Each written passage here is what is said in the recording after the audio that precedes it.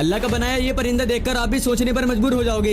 दरअसल इस बर्ड का नाम है वुड पिकर, जो कि एक सुपर पावर रखता है। ये परिंदा कीड़ों को खाने के लिए या पेड़ों में अपना घर बनाने के लिए अपनी चोंच को इतनी तेजी से पेड़ पर मारता है कि पेड़ में गड्ढा हो जाता है। अगर यहाँ किसी इंसान का दिमाग होता तो वो इस झटके को बर्दाश्त नहीं कर पाता। इंसान तो छोड़ो, इसके अलावा कोई दूसरा परिंदा भी इतनी तेजी से चोंच नहीं मारता, क्योंकि वुड पिकर को अल्लाह ने एक खास ताकत दी है। इस परिंदे का ब्रेन काफी छोटा होता है और इसकी खोपड़ी स्पंजी भी होती है। यही वजह है कि जब ये अपनी चोंच मारता है तो वाइब्रेशन खोपड़ी से होते हुए पूरे शरीर में फैल जाता है और इसके दिमाग पर ज्यादा असर नहीं पड़ता। कुल मिलाकर ये कारपेंटर की बहुत काम की चीज है।